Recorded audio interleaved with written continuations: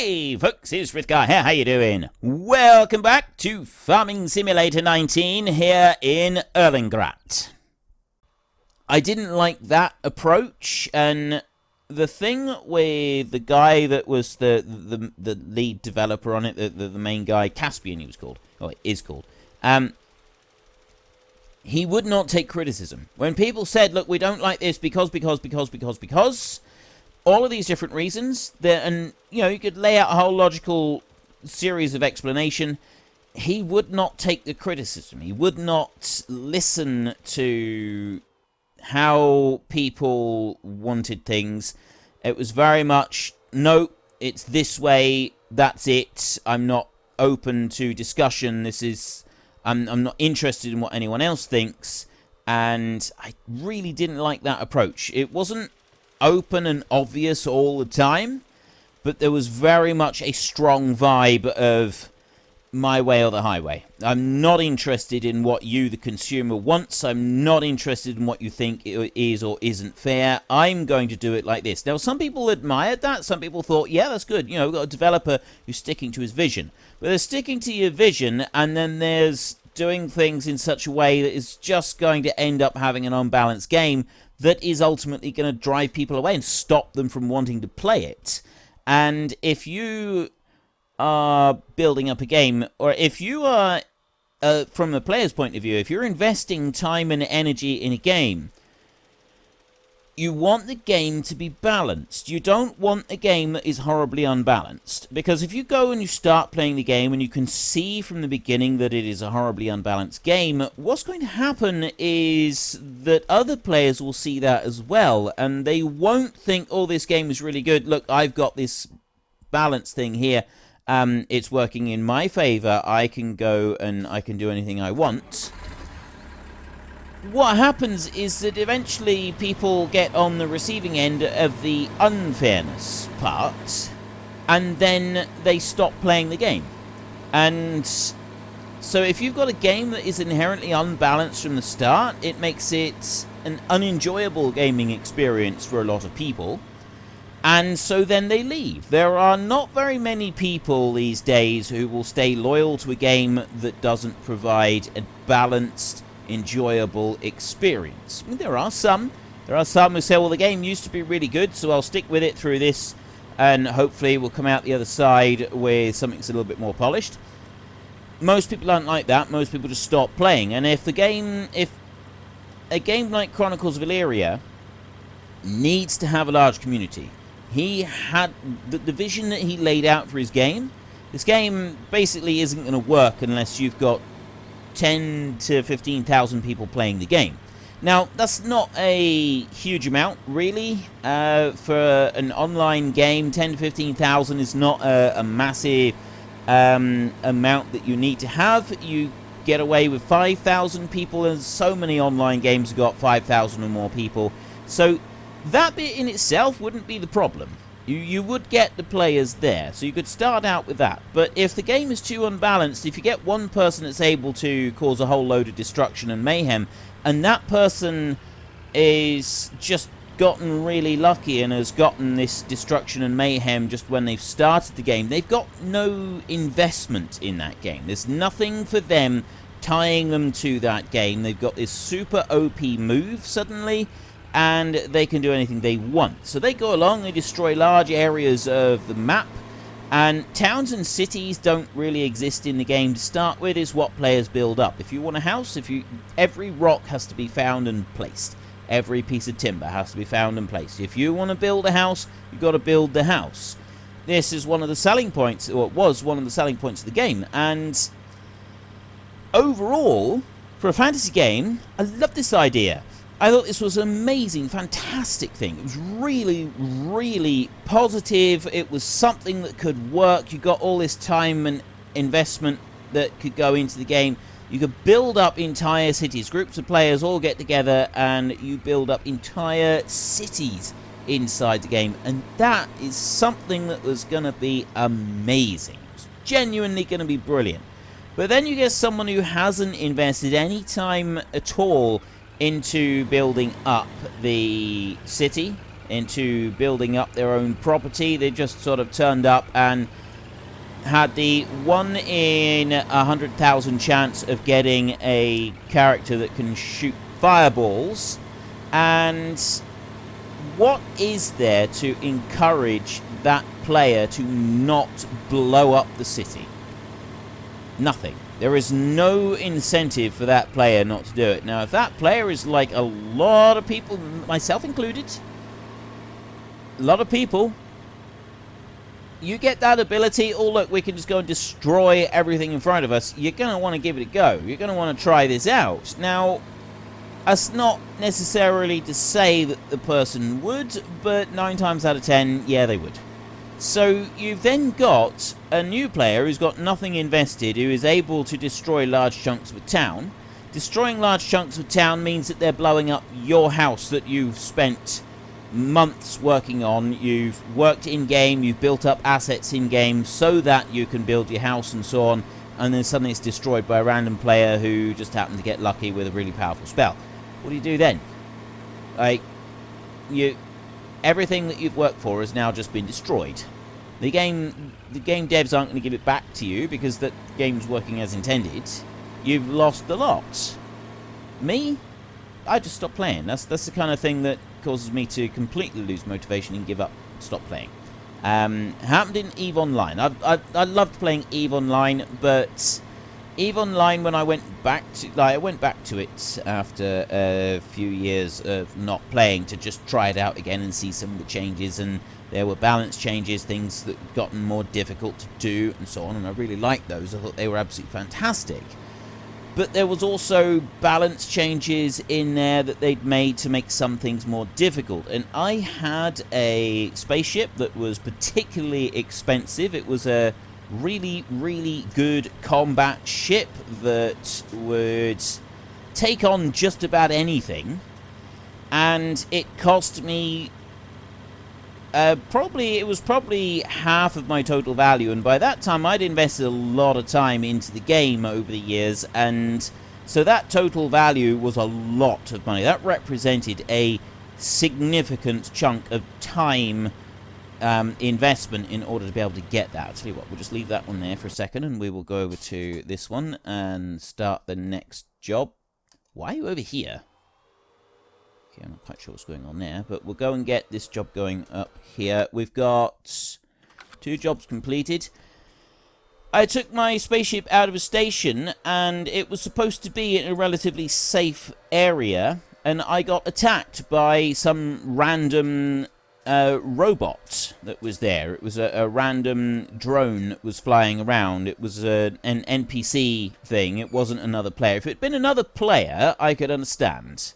Yeah, because that sort of thing happens with other players. But it wasn't another player, it was something else entirely. And not only did this game-generated NPC randomly attack me right outside of a station, so I should have been able to, oh, I'm being attacked, I'll turn around and I will go back inside the station.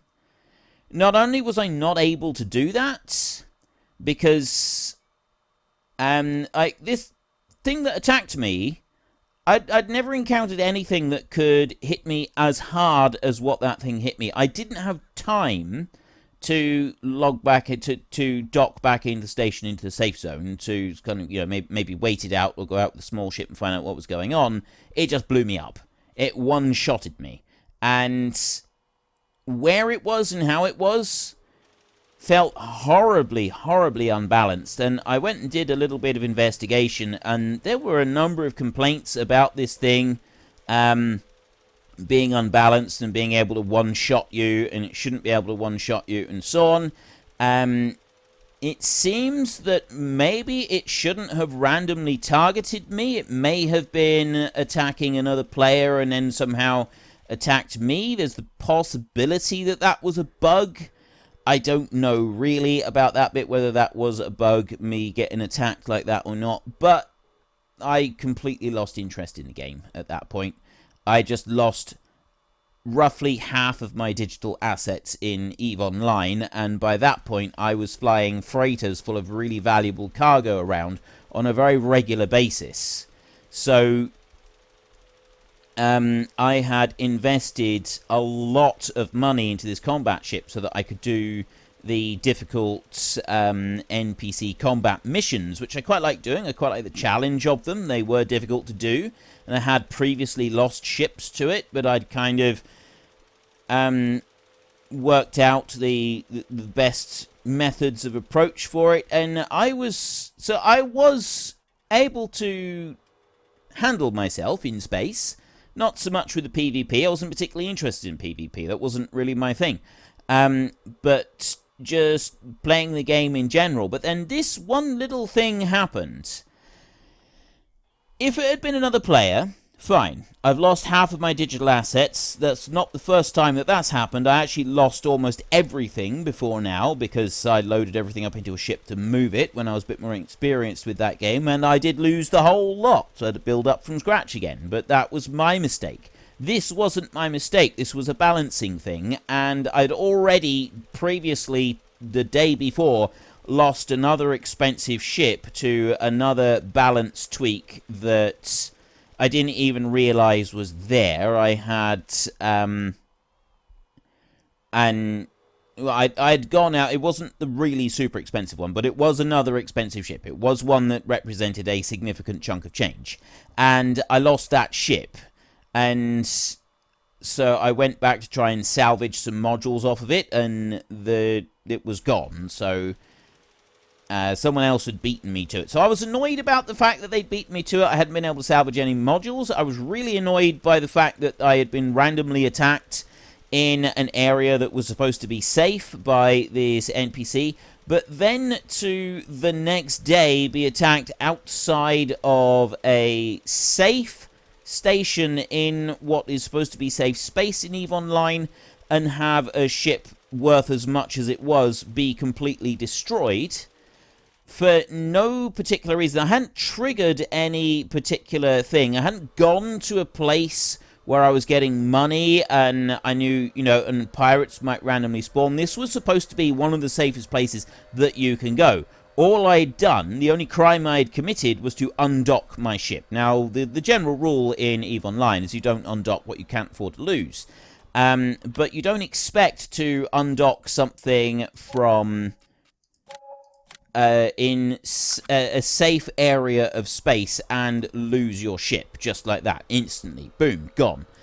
And then I go and have a look around on the forums, and this is a bit of a complaint that other people are having, and I didn't want to spend more time and effort building back up to get that ship back. It would have taken a month of gameplay to get that ship back. With the assets that I had left, I would have had to use those, generate more income, and then eventually... I mean, I could have just sold everything and put it all into one ship, but I wasn't wanting to do that. That wasn't what I was interested in doing. I wanted to keep my other operations as well, and then get my ship back. So it would have taken at least a month of earning to be able to get that back. And I was not, by that point, a small-scale player. I was earning billions. ISK, or ISK, is the currency in there, and I was earning billions in a month without any trouble whatsoever. I was earning enough money in-game that I was actually able... There's a thing called Plex in that game. They do a similar thing now in World of Warcraft, where if you earn enough, you can go and buy a Plex for real money, and then you can sell it in-game, and so you can get a huge amount of money. But what you can also do is, if you earn enough money in-game, you can use the in-game money to buy a Plex, and then you can convert the Plex into a month of game time. Now, I was earning enough money in a month to be able to fund 5 separate accounts. So I wasn't just earning enough Plex to fund one account. I was earning enough ISK, enough money in the game to fund 5 accounts and pay for them each month through my gameplay. Now, you don't get to that level without having significant amounts of in-game assets. That's how it works. That's how that game works, and, generally speaking, it's pretty good. I liked how it all worked, but I was in a position where I suddenly lost this big ship. I lost half of everything that I owned, essentially, on that one ship, and I was making billions and billions of ISK in a month, and it would have taken me at least a month to earn back the money that I'd invested into that ship in order to be able to do that again. And I looked at it and I thought, I don't want to do this. You might say, well, I wasn't actually paying out money, and therefore it's no great loss to EVE Online. It doesn't matter. Every single Plex that's in the game has been paid for by a player. So if a player is not buying 5 Plex each month, then the value of the Plex that remain in the game will drop. And so there'll be more Plex floating around, which means that they're essentially worth less in-game, and then other players look at them and they think, well, it's not really worth me buying more Plex now for physical money, because the value of them has dropped. Now, obviously, I'm sort of exaggerating a little bit. 5 Plex isn't really going to make any difference to the grand scheme of things. But if that happens over several thousand players, and several thousand players like me were buying the in-game Plex and then converting it, the total value of the Plex is going to drop quite considerably if nobody's buying them. So the prices of those drop down. They get lower and lower and lower. And so then other players look at that and say, well, I've been funding my gameplay. I do a lot of PvP. I've got a lot of real-world money, and I buy Plex and I convert that in. I sell them in-game, and so that I can go and buy my big PvP ships, and I go and do it like that. So there's players like that. And then there's players like me who try to fund as much as possible through in-game activities. I didn't always earn enough money to be able to fund my 5 accounts, in which case I would put a little bit of real-world money into it, but generally I was able to make my target. Depended on the number of hours that I played in a month. Usually it was down to hours played rather than anything else. And so if you've got a whole load of people who suddenly aren't buying the Plex because they're not worth it anymore, the income for EVE Online drops. So CCP Games, they start losing money then. The income stream starts to dry up, and that is a problem. And it all stems from things that are unbalanced. And that's what happened with me in EVE Online. It was unbalanced. I lost half of it. And every time I have thought about EVE Online since I cancelled my 5 accounts, I've just sort of thought, no, I can't be bothered to build it all back up again. I don't have the inclination to go and do that. I don't really want to. The idea of doing that doesn't excite me. It doesn't interest me. I'm not sort of thinking, oh yeah, I could go and do this, and there's these little things that I wanted to do. No, it's just, it just seems like work. I don't want to do that. I'm not interested. So I've stopped playing, and it's because there was some things in the game that were inherently badly balanced. Now, they could very well have been fixed by this point, in which case, yeah, ideal. But for me, the damage has already been done. I don't want to go back there and start building all of that back up. Plus, the time investment now, I wouldn't be able to put in the time into that game anymore to earn enough money to pay for the game in-game, so I'd have to pay for it myself, and I don't really want to pay out that kind of money on it anyway. So EVE Online for me is over. I won't be going back to that game, or at least, I mean, famous last words. I'm not going to say categorically that I'll never go back to the game, but I can't see myself going back to it. Not really. I've spent too much time, lost too much stuff on there, and yeah, I don't really like it. And so before I started rambling about EVE Online, I was talking about the Chronicles of Illyria situation, where one random person gets a spell, hugely unfair, doesn't make any sense why they've suddenly got this. They've got nothing invested into this game, and they blow up everything you've got. You've just gone and put in a year building up your digital assets in that game, building up everything that you've got. You've built up your dynasty, your family, the family line. You've built up the family business, the home that your family lives in. You've built up this whole thing online all these digital assets, and then someone comes along and blows it all up. They literally blow it up. Big fireball right through the living room window. And that's it. It's all over. It quite possibly killed your wife and children as well. Killed your husband and children, whoever might be watching. And that's it. Well, what do you do then? You have to start all over again. And for me, that's the kind of thing that puts me off a game. I don't want to do that. I don't want to start all over again. I've gone and invested all this time and energy into the game, and now suddenly I got nothing. No thanks. I'm not going to do that. I'm going to go and play something else. I'll go back now and give Skyrim another go. Yeah? You know, about this point, I go back to Skyrim every so often. I've played that game so much now, I know exactly what happens, so I tend to get fairly bored of the game fairly quickly, but I still like to go back there, and, you know, I sort of think, yeah, I might go back to Skyrim and spend a month or two just trawling dungeons and gathering up as much gold as I possibly can. I'll see if I can't fill an entire room with sweet rolls.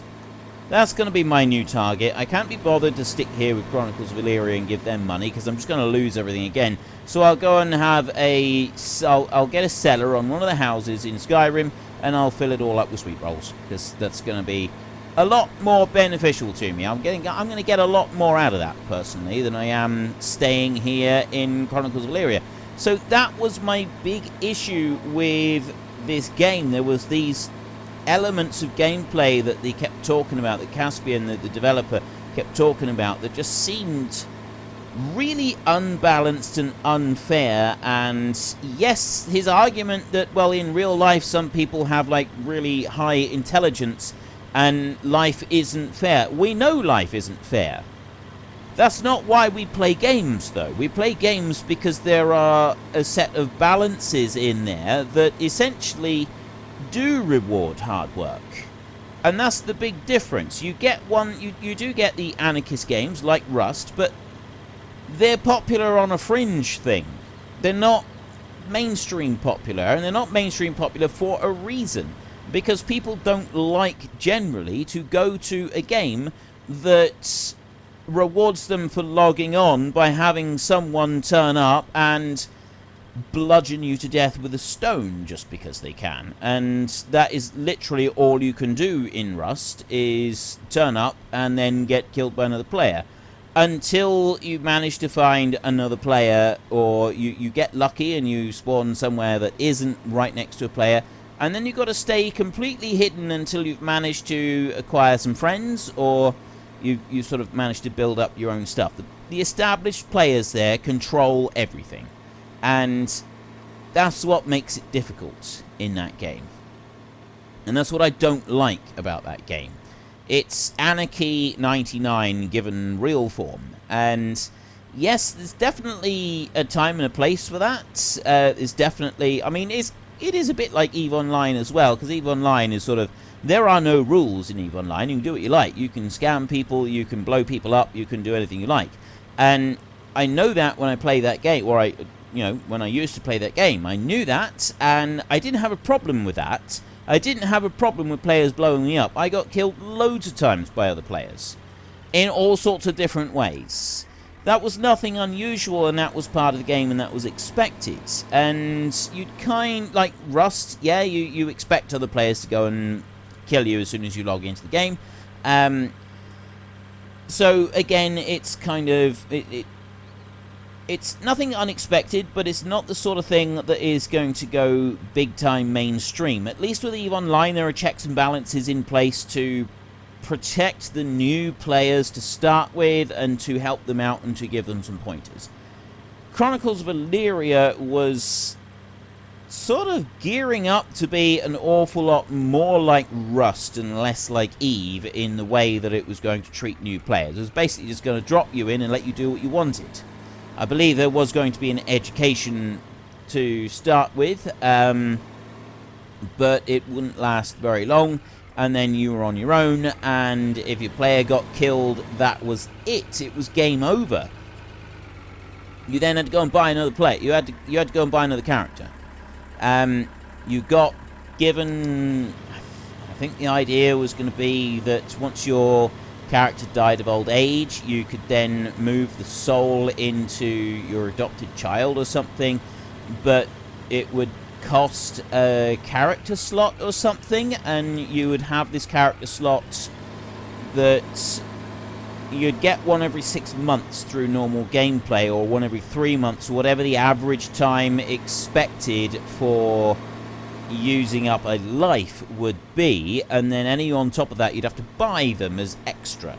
So you log into the game and you get these people who just then decide to go and blow everything up, and in order for you to carry on playing the game, then it's going to cost you real world money because someone had an unfair advantage.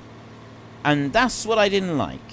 That was one bit that I really didn't like, was this person who's got an unfair advantage, who hasn't invested anything in the game, is able to kill me, and then as my reward for my 18 months of playing this game and putting all this time and expense into the, and also paying real world money to play the game, I'm then forced to pay extra money if I want to be able to keep playing because of the actions of a random player.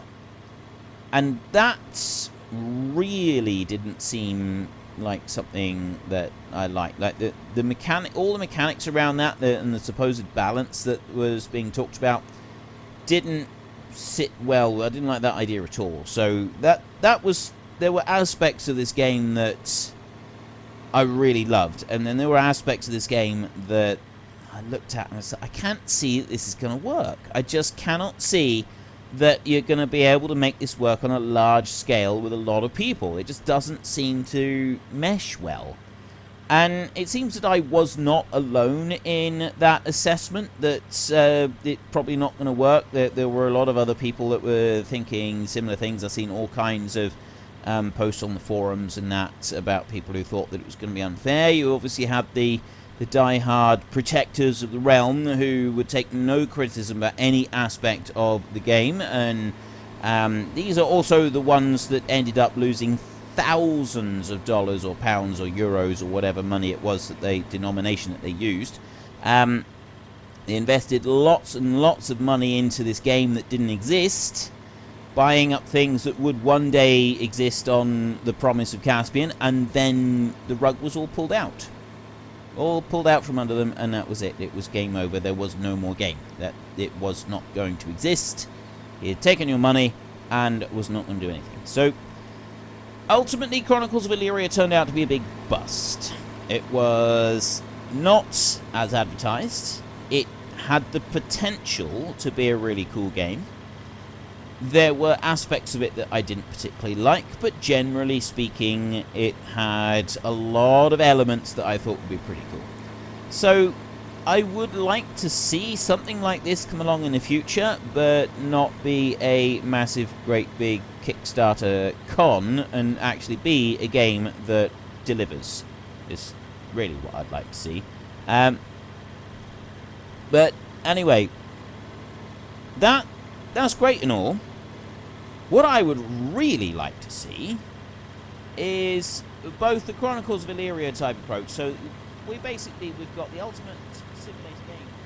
Unfortunately, folks, that is all we have got time for today. A massive thank you to everybody who has earned their way into the Great Book of Names. To find out some more details about all the names coming past, please head into the description and click on the link to the Discord. It's a link to another video. The link is on the other video.